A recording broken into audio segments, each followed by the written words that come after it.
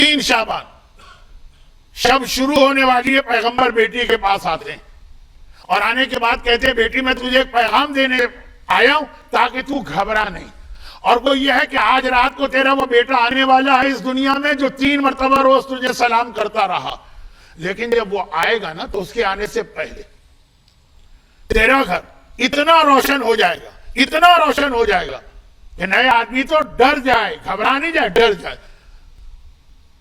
اللہ نے جنت میں حور پیدا کی ہے، لعبہ، اور وہ حور ایسی ہے جسے اللہ نے جنت میں اتنا حسن دیا ہے کہ جنت کی ساری حوریں اس کے مقابلے میں بیکار۔ یہ بیکار میرا لفظ ہے، پیغمبر کا نہیں ہے، ان کا حسن ماند پڑ جاتا۔ جب یہ حور مسکراتی ہے تو اس کے مسکرانے سے پوری جنت مسکراتی۔ اللہ نے اسے 70,000 محل دیے ہیں اور ہر محل میں 70,000 کنیزیں دی۔ اب پتہ ہے بیٹی اللہ نے اس حور کو یہ سب کیوں دیا؟ کیونکہ جب تیرا حسین اس دنیا میں آئے گا تو اس وقت تیری مدد کے لیے یہ حور آئے گی۔ وہ جو روایت آپ سنتے ہیں نا کہ شہزادی کی ولادت کے وقت 4 عورتیں آئیں اور مولا کی ولادت کے وقت 5 عورتیں آئیں، وہ نہیں آقا حسین کے لیے، تو گھبرانا نہیں۔ اور میں خاندان کی 2 عورتوں کو تیرے پاس چھوڑے جا رہا ہوں۔ ام سلمہ کو بلایا، کہا کہ تم میری بیٹی کے پاس رہو، خدیجہ تو نہیں ہے، تم خدیجہ کی نیابت کرو، اور اپنی پھوپھی جناب صفیہ کو بلایا۔ یہ آج کی رات، یہی 2 دن ختم ہوا، 3 کی رات، اور اب رات گزر رہی ہے نارمل۔ عشاء کے بعد کھانا کھایا، یہ لوگ سو گئے۔ شہزادی تو کھانا نہیں کھاتی تھی، لیکن آرام کرنا اسلام میں بہت اہم ہے نماز شب سے پہلے۔ حتیٰ تو بعض مراجع کہتے ہیں نماز شب پڑھنا بھی غلط ہے اگر پہلے نیند نہ لی ہو۔ یہ ہمارے یہاں کا مسئلہ نہیں ہے، لیکن ایک مسئلہ۔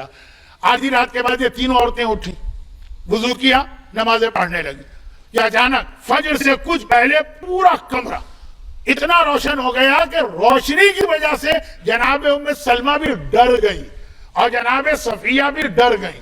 لیکن شہزادی کونین ایک تو ایسے ہی ڈر نہیں، اور پھر یہ کہ پہلے سے بابا بتا گئے۔ واقعاً ایک انتہائی حسین و جمیل خاتون اتر کے آئیں، اپنا تعارف کرایا اور کہا میں صرف اس لیے آئی ہوں تاکہ آقا حسین کی جو ولادت ہونے جا رہی ہے، یہ جو لفظ آج کل استعمال ہوتا ہے ظاہر ہونے جا رہے ہیں، تو میں آپ کی مدد کروں۔ یا کہہ کے بیٹھی تھی کہ ایک پردہ گر گیا، پردہ۔ یہ تمام روایتوں میں ہر امام کی ماں نے یہ گواہی تو دی ہے کہ ایک پردہ گر گیا، اور جیسے ہی پردہ ہٹا، یعنی پردے کا مطلب یہ ہے کہ خود ماں کو بھی پتہ نہیں چلا کہ وہ بچہ اس دنیا میں کس طرح سے آیا۔ پردہ ہٹا تو آقا حسین سجدے میں نظر آ رہے ہیں اور انگلی آسمان کی جانب اٹھی ہوئی ہے اور کہہ رہے ہیں اشہد ان لا الہ الا اللہ واشہد ان جدی رسول اللہ وان ابی ولی اللہ وان اخی ولی اللہ وان امی سیدۃ نساء الجنہ۔ دنیا میں آ کے پہلا جملہ حسین کا لا الہ الا اللہ، اور کربلا میں جب دنیا سے جا رہے تھے تو آخری جملہ بھی یہی کہا تھا لا الہ الا اللہ، جسے اقبال نے کہا کہ صحرا کی ریت پر اپنے خون سے لا الہ الا اللہ لکھ دیا۔ لا الہ الا اللہ کہا، اپنے جد کی نبوت کی رسالت کی گواہی دی، بابا کی ولایت کی گواہی دی، بھائی کی امامت کی گواہی دی، ماں کے تمام جنت کی عورتوں کے سردار ہونے کی گواہی دی۔ اس حور نے اٹھایا، جنت کی خوشبو لگائی، شہزادی کی گود میں دیا، آخری جملے میرے، لیکن ابھی بھی کچھ باتیں تو رہ گئی ہیں، اور وہ حور تو باہر چلی۔ جناب ام سلمہ اور جناب صفیہ، یہ پیغمبر کی پھوپھی، جنت البقیع کی آپ نے زیارت کی ہوگی نا، وہاں ام البنین کے ساتھ جو خاتون دفن ہے ایک ہی جگہ، ایک ہی سمجھئے تقریباً ایک قبر میں، وہ جناب صفیہ، وہ بھی اپنے گھر گئیں۔ پیغمبر تشریف لاتے ہیں اور اس کے بعد پیغمبر جس وقت یہ کہتے ہیں کہ لاؤ میرے بیٹے کو میری گود میں دو، بہت مشہور جملہ، اس پر مجھے ایک فقہی مسئلہ بتانا تھا، آج وقت نہیں رہا، انشاءاللہ آئندہ فقہی مسئلہ آئندہ۔ بس جیسے ہی یہ جملہ کہا تو ام ایمن نے کہا کہ یا رسول اللہ، بس میں ابھی بچے کو غسل دے کے لاتی ہوں، بچہ پیدا ہو تو مستحب ہے نا غسل دینا۔ پیغمبر نے مسکرا کے کہا تو اسے کیا غسل دے گی، یہ پاک و پاکیزہ ہے، یعنی پیغمبر فرما رہے ہیں جسے یطہرکم تطہیرا کی آیت پاک کر چکی ہے، اے ام ایمن تو اسے کیسے پاک کرنے کا خیال کر سکتی ہے؟ آیت تطہیر نے جس کو پاک کیا ہے، لاؤ بچے کو میری آغوش میں دو۔ اس کے بعد 3 واقعات آئے، 3 واقعات بہت سارے ہیں، 3 اسی دن کی بات کر رہا ہوں، نہیں اس دن نہیں۔ پہلا اس دن تیسرا 5ویں دن، دوسرا 5ویں دن، تیسرا 7ویں دن اللہ نے آسمان کا اعلان کیا، حسین دنیا میں آ گئے. اے جبرائیل 7 دن تک تمہیں مسلسل پیغمبر کے گھر پہ جا کر پیغمبر کو مبارکباد دینا. 7 دن مسلسل جاؤ اور فرشتوں کی جماعت کو لے کے جاؤ. یہ تو مجلس کا بہت پرانا جملہ، اس لیے میں اس کو خالی عام طریقے سے دہراتا ہوں. فرشتوں سے کہا گیا کہ جاؤ. فرشتے کون ہیں؟ آسمان پہ یہ کیا کر رہے ہوتے ہیں؟ واٹس ایپ پہ بیٹھے ہوتے ہیں کہ موبائل پہ بیٹھے ہوتے ہیں کہ آفس میں کام کر رہے ہوتے ہیں؟ یہ آسمان پہ رکوع کرتے ہیں، یہ سجدہ کرتے ہیں، یہ عبادت کرتے ہیں، یہ نمازیں پڑھتے ہیں، یہ ذکر خدا کرتے ہیں. ان کا ایک ہی کام ہے آسمان پر. لیکن کہا گیا کہ آج حسین دنیا میں آیا ہے، چنانچہ آج فرشتوں اپنی نمازیں چھوڑو، اپنے رکوع چھوڑو، اپنے سجدے چھوڑو، اپنا ذکر چھوڑو، اپنا تلاوت قرآن کا عمل چھوڑو، آج جا کے حسین کو مبارکباد دو. حسین کی مبارکباد دینا آج فرشتوں کی نماز سے زیادہ افضل عمل قرار پایا. لیکن ہماری آپ کی نمازیں تو آج بڑھ جائیں گی نا کہ اللہ نے ہمیں اتنا بڑا تحفہ دیا ہے. اب یہ جو 7 دن جبرائیل آئے، 70,000 ملائکہ کو لے کے آئے. بعض روایتوں میں اتنے سارے ملائکہ کی خواہش تھی پیغمبر کو مبارکباد دینے کے لیے کہ اللہ نے پھر ان کے گروپ بنا دی. 7 دن جبرائیل کو اس لیے بھیجا کہ آج ان 70,000 کو لے کے جاؤ، یہ 70 لاکھ، آج ان 70 لاکھ، آج یہ 70 لاکھ، یہ آتے رہے. اس میں 3 واقعات پیش آئے، جن میں سے ایک واقعہ بہت مشہور ہے، 2 اور بھی ہیں. مجھے اس کو ذرا تفصیل سے بیان کرنا تھا لیکن آج وقت نہیں ہے، تو اشارتاً اور اس کے بعد ایک آخری بہت اہم بات. اشارتاً وہ کیا؟ فطرس. اب جب بھی جبرائیل آتے ہیں تو جبرائیل کا آسمان سے آنا عجیب کیفیت ہو جاتی ہے. زمین و آسمان کے کیسا نور، ایک ایسی کیفیت کہ ہم انسان تو محسوس نہ کرے، فرشتے محسوس کر لیتے ہیں. تو اسی میں فطرس نے دیکھ لیا. واقعہ مشہور ہے، مجھے بیان نہیں کرنا. اچھا ایک جملہ میں عرض کر دوں، اس پر کبھی اور محرم کی مجلسوں میں یا رمضان کی مجلسوں میں بات ہوگی، کیونکہ اس کے علاوہ تو میرے پاس بڑے بڑے موقع جشن کے ہوتے ہیں، اس میں موضوع سے ہٹنا اچھا نہیں. فطرس گناہگار، فرشتے گناہ کر سکتے ہیں؟ ایک سوال ہے. فرشتہ گناہ تو نہیں کر سکتا. صرف اشارہ کر رہا ہوں کہ بعض علماء کا ایک جواب، اپنی تفصیل نہیں بتا رہا، وہ یہ ہے کہ اللہ نے فرشتوں میں بعض غیر فرشتوں کو بھی شامل کر کے فرشتوں کا حصہ بنا دیا، جس کی سب سے واضح مثال شیطان ہے. خود قرآن کہہ رہا ہے کہ ابا واستکبر وکان من الفاسقین، کہ یہ فاسقوں سے ہو گیا. لیکن کیوں؟ کیونکہ اس نے سجدہ نہیں کیا. اور یہ بھی قرآن نے کہا وہ جن تھا، کان من الجن، وہ جن تھا.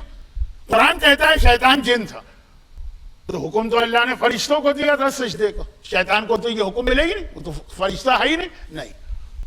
نیشنلٹی دے دی جاتی ہے کبھی کبھار باہر والوں کو بھی. یہ ایک ہے مسئلہ کہ کچھ جن ایسے تھے، بہت زیادہ نہیں، اتنے معمولی کم، ان کو فرشتہ ہی اللہ نے ڈکلیئر کر دیا کہ تم فرشتے نہیں ہو لیکن فرشتوں میں رہو، اور جو فرشتوں کے لیے حکم آئے گا وہ تمہارے لیے بھی آئے گا. اب یہ میں بحث میں پڑھے بغیر ایک چھوٹی سی بات کہہ رہا ہوں. فطرس.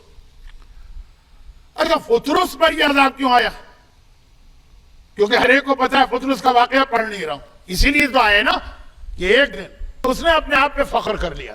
یہ خود بتا رہا ہے یہ بات کہ یہ اصل میں فرشتہ نہیں تھا، شاید جن تھا. فخر کیا، مجھ جیسا کون ہوگا کہ میں فرشتہ نہیں ہوں لیکن فرشتوں کے ساتھ شامل ہو گیا، فرشتوں سے بھی بہتر ہو گیا. اللہ کو تکبر پسند نہیں ہے، چاہے دولت پر ہو، چاہے خاندان پر ہو، چاہے عبادت پر ہو، چاہے علم پر ہو.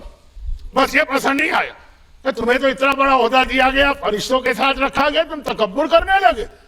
چنانچہ اس کے اوپر عذاب آیا اور اس کو پھینک دیا گیا. اب صرف ایک جملے کے لیے میں نے چند جملے کہے، ورنہ وقت بالکل نہیں ہے. آخری جملے سنی. اب یہ پڑھا ہوا ہے اس جزیرے میں، آپ نے سنا ہے فطرس آیا، اور آنے کے بعد جبرائیل پیغمبر کی اجازت سے اس کے جسم کو آقا حسین کے جسم سے مس کرتے ہیں، اور بالوں پر پیدا ہوئے. جیسے ہی اس کو دوبارہ بالوں پر یعنی پر وہ ونگز ملے، وہ آسمان کی جانب اڑتا ہوا گیا اور ایک جملہ کہتا ہوا گیا، مثلی من انا عتیق الحسین. ارے مجھ جیسا آج کون ہوگا، میں تو وہ ہوں جسے حسین نے آزاد کیا. اب میرا ایک سوال، یہ علامہ ذیشان حیدر جوادی صاحب کا نکتہ تو بہت مشہور، میلبرن میں آپ نے اور کئی علماء سے سنا بھی ہوگا، لیکن میرا تو طریقہ ہے کہ میں کسی کی محنت پہ نہ چوری کرتا ہوں نہ ڈاکہ ڈالتا ہوں، بتا دیتا ہوں کہ کس کی محنت ہے۔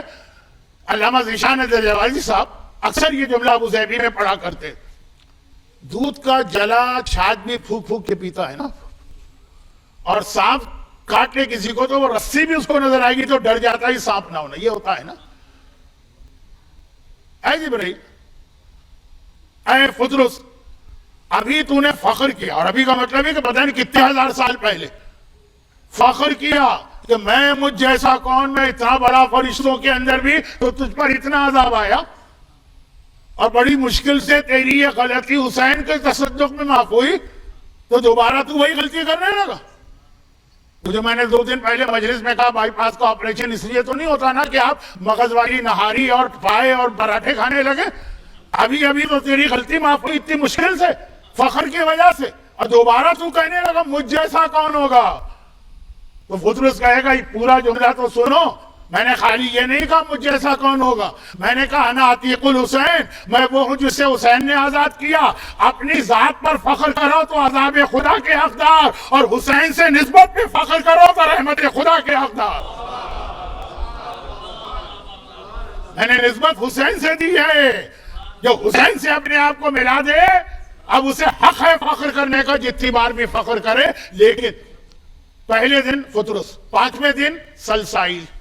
سلسائیل بھی ایک ایسے ہی فرشتہ، اس پر بھی عذاب، وہ بھی پڑا ہوا تھا ایک جگہ پہ، اس کو اٹھا کے لائے جبرائیل، جب وہ روزانہ آ رہے ہیں نا 5ویں دن آئے، سلسائیل اٹھا کے لائے، اور وہ ایسا تھا گوشت کا لوتھڑا، یعنی یہ لفظ بتا رہا ہے گوشت کا لوتھڑا، روایت کا لفظ ہے، پر تو چھین لیا گا کہ یہ وہ فرشتہ نہیں ہے گوشت کا لوتھڑا، لفظ بتا رہا ہے کہ یہ فرشتہ نہیں ہے۔ تو وہی جو ایک اعتراض تھا میں نے اس کا جواب اشارتاً دیا۔ خلاصہ یہ ہے کہ پیغمبر نے کہا کہ اس کو حسین کے گہوارے سے مس کر دو، گہوارے سے مس کیا، بالوں پر پیدا ہوا وہ ہو رہا۔ 7ویں دن جو جبرائیل آئے تو دردائیل، یہ الگ الگ نام ہے، فطرس، سلسائیل، دردائیل، وہ ایک فرشتہ، اس کے اوپر بھی کہیں عذاب تھا، وہ کسی جزیرے میں تھا۔ ہر مرتبہ جبرائیل الگ راستے سے آئے، اس کو اٹھا کے لے آئے، نہیں اس کو اٹھا کے نہیں لائے، اس پر تو اللہ کا بڑا سخت عذاب تھا، اس نے تو اللہ کی قدرت پہ شک کیا تھا۔ وہ واقعہ بہت دلچسپ ہے لیکن ٹائم نہیں ہے، وہ وہیں رہا۔ جبرائیل نے آ کے کہا یا رسول اللہ وہ دردائیل وہاں پڑا ہوا اور اتنا کمزور ہے کہ اٹھانے کی بھی ہمت نہیں ہو رہی ہے، ڈر لگتا ہے نا، بعض بوڑھے لوگ اتنے کمزور ہوتے ہیں ڈر لگتا ہے ان کو اٹھائے کہ یہ ٹوٹ نہ جائے، تو وہ جبرائیل کہہ رہا ہے اٹھانے کی ہمت بھی نہیں۔ پیغمبر نے حسین کو گہوارے میں سے نکالا، اور جدھر جبرائیل نے بتایا تھا کہ دردائیل ہے، اس کا رخ کر کے کہا خدا بندہ میرے حسین کا واسطہ اس کی غلطی کو معاف فرما، اور ادھر یہ جملہ کہا ادھر دردائیل اڑتا ہوا مدینے میں آ گیا، یا رسول اللہ آپ نے دعا ادھر مانگی اور ادھر اللہ نے میری ساری غلطی معاف کر کے سارے بالوں پر واپس کر دیے۔ اب یہ 7 دن میں ہو سکتا ہے 7 واقعات پیش آئیں، مجھے تو 3 روایتیں ملی، اس میں 3 پیغام ہیں، یہ ایک جیسے واقعات نہیں ہے کہ آپ نے کہا آقا حسین وہ ہیں کہ جن کی اتنی فضیلت ہے کہ جن فرشتوں پہ عذاب آیا وہ 3 فرشتے تھے، اللہ نے ان کا عذاب دور کیا، نہیں، اس میں 3 پیغام دیے۔ کیا پیغام دیے؟ کہ حسین کی عظمت کو پہچانو۔ پہلا فرشتہ حسین کے جسم سے مس ہوا تو اس کے سارے گناہ معاف ہو گئے، دوسرا حسین کے جسم سے مس نہ ہوا، فقط تبرکات سے مس ہوا، وہ گہوارہ جس میں حسین ہے، حسین کا جسم نہیں ہے۔ پیغام دیا کہ خالی حسین نہیں، جو چیز حسین سے نسبت رکھے وہ تمہاری دعائیں قبول کرواتی ہے، حاجتیں پوری کرواتی ہے، چاہے وہ یہ زری ہو، چاہے وہ علم ہو، چاہے وہ تابوت ہو، چاہے وہ زلجنہ ہو، کہ جو بھی حسین کی تبرکات ہیں۔ اور تیسرا پیغام کیا تھا؟ ارے اگر تبرکات تک بھی نہیں جا سکتے، حسین تک بھی نہیں جا سکتے، تم وہاں ہو، حسین یہاں ہے، یہاں بھی حسین کے وسیلے سے دعا کرو تو سینکڑوں میل دور کا فاصلہ رکاوٹ نہیں بنے گا، جہاں یا حسین کہو گے تمہارے سارے مسئلے حل ہو جائیں گے۔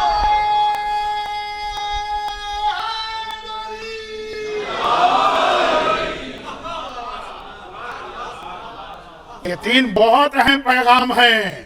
خالی حسین کا جسم نہیں، عظمت حسین کو پہچانو۔ یہ خاک شفا، یہ شفا بنی کیسے؟ حسین سے مس ہونے والی چیز، حسین سے نسبت رکھنے والی چیز، ارے خالی حسین کا لفظ تمہاری زبان پہ آ جائے۔ دردائیل سینکڑوں میل دور تھا، حسین کا سکہ چلتا ہے اس کائنات میں. اب یہاں حیدرآباد دکن کے کچھ مومنین نظر آ رہے ہیں. وہاں یہ دورے کے مجالس میں ایک واقعہ بہت پڑھا جاتا ہے نا کہ علامہ ہلی کو ذرا شک ہوا کہ 90 حجوں کا ثواب ایک زیارت پہ کیسے ملے. تو بادشاہ کا واقعہ اور بڑھیا کا واقعہ اور اس نے بکری ذبح کی. اور یہی آخری پیغام امام زمانہ کا تھا. واقعہ امام کا ہے نا کہ جو کچھ بکری کے پاس تھا اس نے خدا کے لیے قربان کر دیا. اب جو کچھ خدا کے پاس ہے مال خدا ہے, خالق خدا ہے, رازق خدا ہے, رب خدا ہے, الہ خدا ہے, معبود خدا ہے, مسجود خدا ہے. لیکن احسان فراموش نہیں ہے. خدا قدر کرنے والا ہے. حسین نے میرے نام پہ سب قربان کر دیا. اب میں حسین کے نام پہ ہر ایک کا مسئلہ حل کروں گا, چاہے وہ آج کا مومن کیوں نہ ہو. نام حسین ہی کائنات کو چلا رہا ہے.